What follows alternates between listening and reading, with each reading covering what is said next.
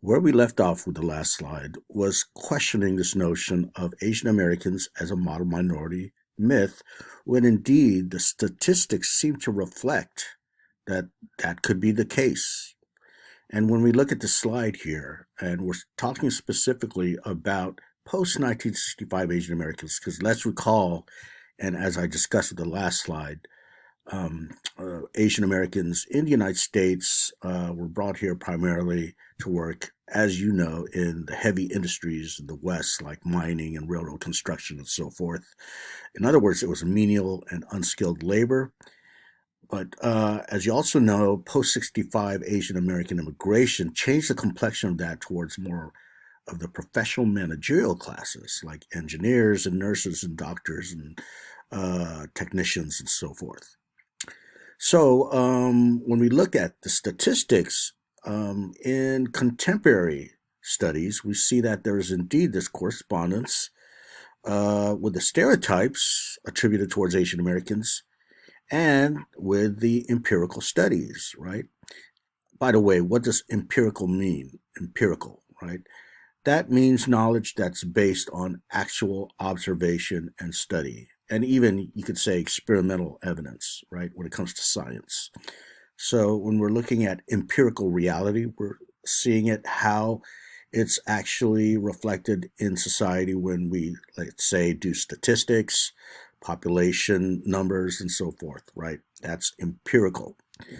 So, as I questioned last time, how are we to think of this positive stereotype when there is some definite correspondence to empirical reality? That is, there's indeed higher accomplishment levels in education, in work, in socioeconomic mobility, in wealth held among Asian Americans as a whole again, you know. And if we look here at this slide here, you have higher rates of college degrees, advanced degrees, and also you have lower rates in things like crime and incarceration and dependency and social welfare. Okay, so what could we explain this all this empirical data that we have, right, in terms of high school percentage, rates attained by Asian Americans, college, let's say income levels, wealth and asset accumulation levels, all that stuff, which seem to be higher among Asian Americans. Do we attribute all that to culture, as mentioned here, cultural outlooks and practice?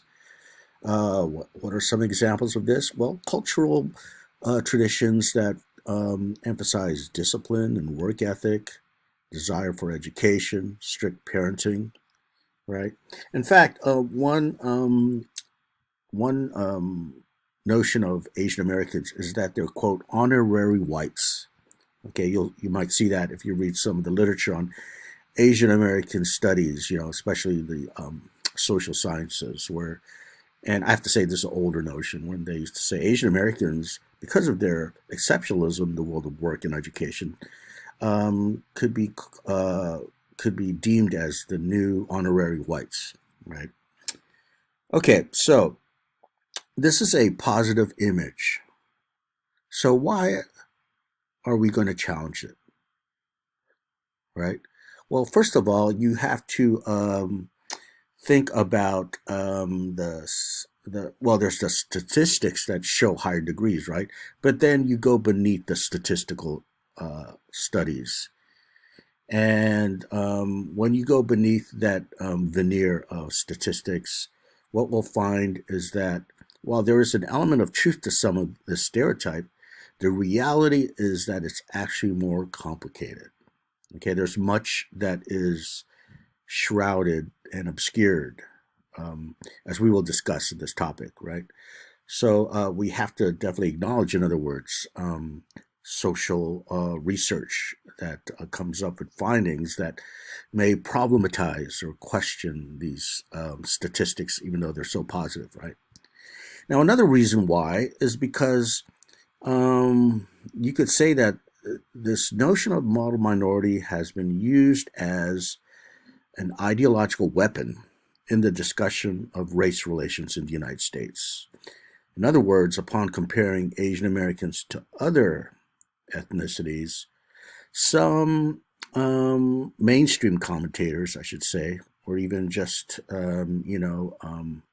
let's say, persons on Main Street, right, rather than academia or in mainstream media.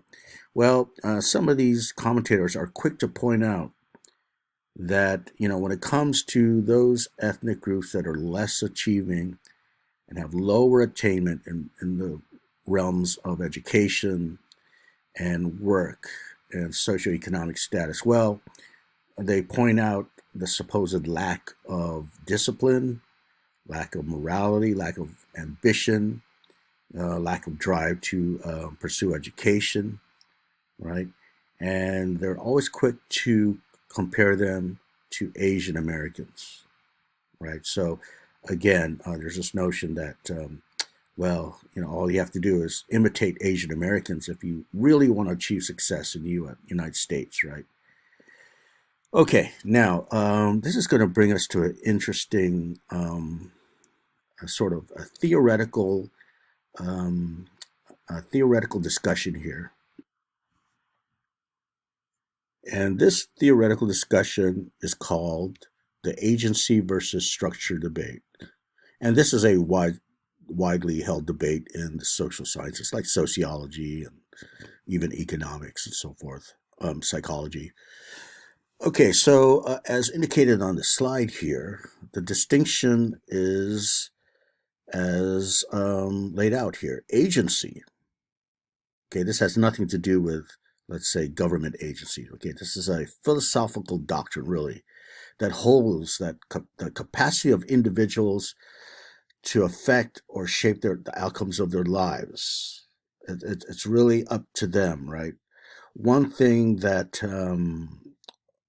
allows this to happen, that is to say, for individuals to really shape their own life course, is because we all possess free will.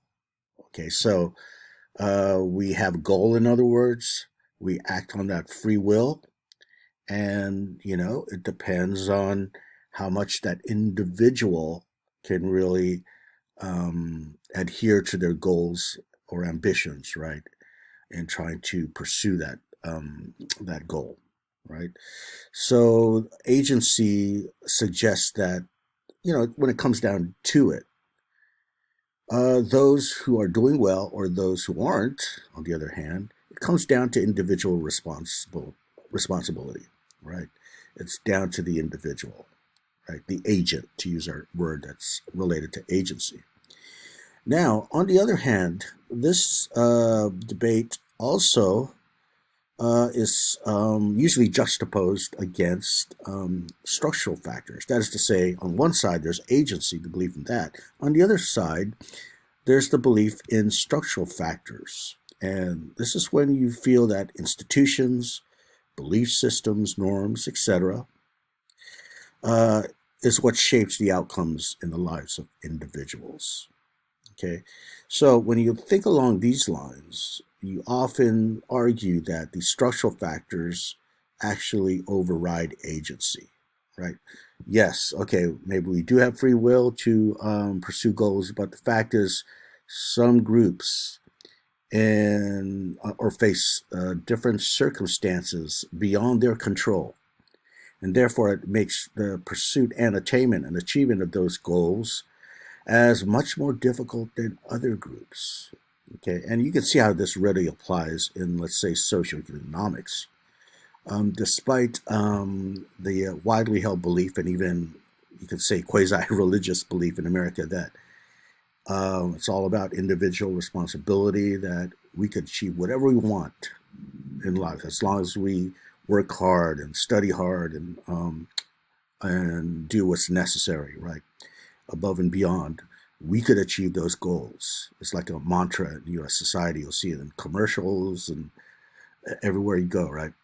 Well, is that really true when you think about the different groups in society and the different circumstances that they face, right? So when you feel that there are institutional or culture, for example, that shapes the outcomes of lives of individuals, that actually um, um, questions agency, right? Well, you believe that structural factors should be accorded a priority when it comes to things like success and attainment in education, in the world of work, in the attainment of wealth in U.S. society. Okay, so that's the distinction.